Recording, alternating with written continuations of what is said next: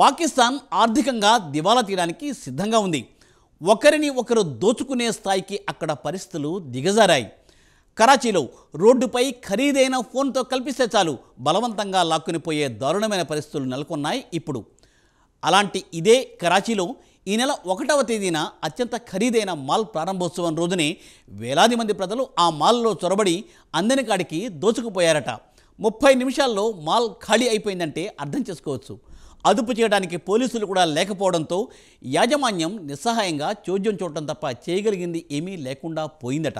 ప్రస్తుతం దేశ ఆర్థిక పరిస్థితికి ఈ తాజా సంఘటన అద్దం పడుతోంది. మరిన్ని వివరాలు ఈ వీడియోలో చూద్దాం.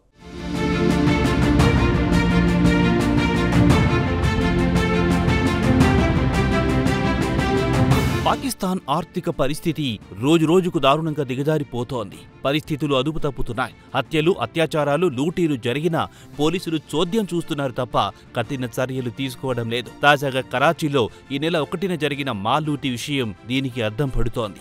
కరాచీలో డ్రీమ్ బజార్ అనే అతిపెద్ద స్టోర్ను ప్రారంభించారు. ప్రారంభించిన వెంటనే ఒక్కసారిగా వేలాది మంది ప్రజలు మాల్లోకి చొరబడ్డారు. అంతే, ఎవరికి దొరికింది వారు తీసుకుని పారిపోయారు. కేవలం 30 నిమిషాల్లో మాల్ను ఊడ్చిపెట్టేసిపోయారు. ఈ క్రమంలో మాల్ ఆస్తి పూర్తిగా ధ్వంసమైంది. ప్రస్తుతం సోషల్ మీడియాలో ఈ వీడియోలు హల్చల్ చేస్తున్నాయి. వచ్చిన మూక ఖరీదైన వస్తువులను దోచుకుపోయారు. దుస్తులను ఫ్లోర్పై చెల్లాచెదురు పడేశారు. ఉద్యోగులు మాత్రం నిస్సహాయంగా నిలబడిపోయారు. కరాచీలో డ్రీమ్ బజార్ పేరుతో అతిపెద్ద స్టోర్ను ప్రారంభిస్తున్నామని మీడియాలో పెద్ద ఎత్తున ప్రచారం చేశారు. డిజైనర్ దుస్తులపై భారీ డిస్కౌంట్లు ఇస్తున్నట్టుగా ప్రకటించింది. అలాగే హోంవేర్, యాక్సెసరీస్ పై కూడా డిస్కౌంట్లు ఆఫర్లు చేసింది.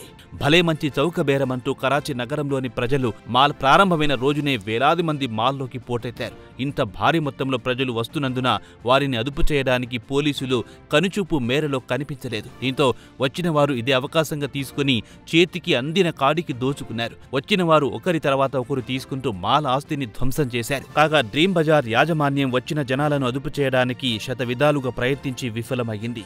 మాల్లో జరుగుతున్న దోపిడీకి అడ్డుకట్ట వేయడానికి యాజమాన్యం ఫ్రంట్ డోర్ మూసివేస్తే గాజు గ్లాస్ డోర్ను పగలగొట్టి బయటకు పరుగులు తీశారు.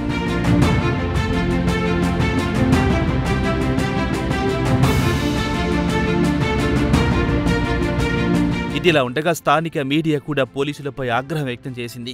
మాల్లో గుంపుగా పడి దోచుకుంటే చోద్యం చూసిందే తప్ప వారిని అడ్డగించడానికి ఎలాంటి చర్యలు తీసుకోలేదు. అక్కడి నుంచి వెళ్తున్న అమాయకులపై తమ ప్రతాపం చూపించిందని మండిపడింది. ఓ ఆన్లైన్ వీడియోలో కొందరు ప్రత్యక్ష సాక్షులు అక్కడి ప్రజల ప్రవర్తనను విమర్శించడం కనిపించింది.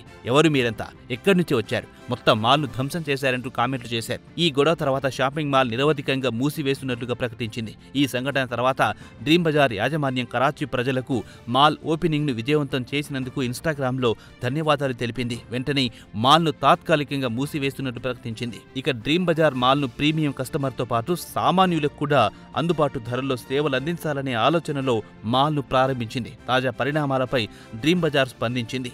ప్రీమియం షాపింగ్ తిరిగి ప్రారంభించడానికి మరికొంత గడువు పడుతుందని, అప్పటి వరకు వెయిట్ చేయాలని కోరింది. ఇక మాల్ను నిర్మించింది మాత్రం విదేశాల్లో ఉంటున్న పాకిస్తానీ వ్యాపారవేత్త. అయితే డ్రీమ్ మాల్ యాజమాన్యం మాత్రం పోలీసులపై తీవ్ర అసంతృప్తి వ్యక్తం చేస్తోంది. గత 20 రోజుల నుంచి తాము కుటుంబాలకు దూరంగా ఉండి రాత్రనక పగలనక పనిచేసి మాల్ను ప్రారంభిస్తే ఇలా లూటీ చేయడమేమిటని ప్రజల ప్రవర్తనపై మండిపడుతోంది.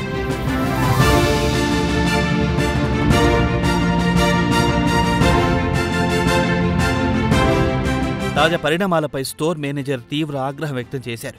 ఏడాది పొడవునా తాము డిస్కౌంట్లను ఆఫర్ చేస్తున్నామని, అయినా ప్రజలు ఎలా వ్యవహరించారో చూస్తున్నారుగా అంటూ మండిపడ్డారు.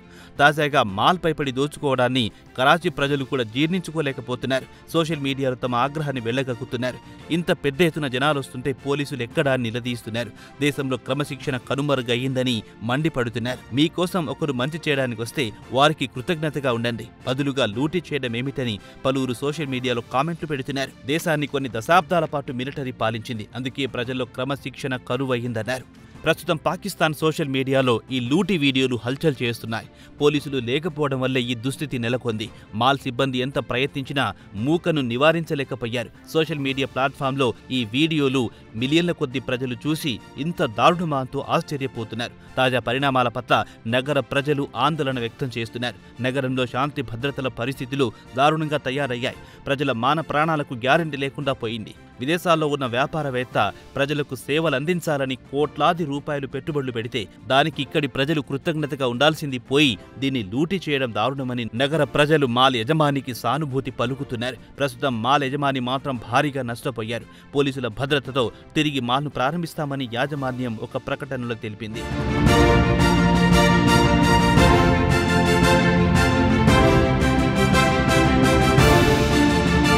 పాకిస్తాన్లో ఎవరి మాన ప్రాణాలకు రక్షణ లేకుండా పోతోంది. అందుకే అక్కడ సంపన్నులు ప్రైవేట్ గార్డులను పెట్టుకుంటారు. తాజాగా ఓ సినీ నటి పని నిమిత్తం ఇంటి నుంచి కారులో బయలుదేరింది. పని చూసుకుని తిరిగి కారెక్కుతుండగా కిడ్నాప్ కు గురయ్యింది. అతి కష్టం మీద ఆమెను పోలీసులు విడిపించారు. తర్వాత ఆమె పాకిస్తాన్లో సెలబ్రిటీలు, సంపన్నులు ప్రైవేట్ సెక్యూరిటీ గార్డులను ఎందుకు పెట్టుకుంటారో అర్థమైంది.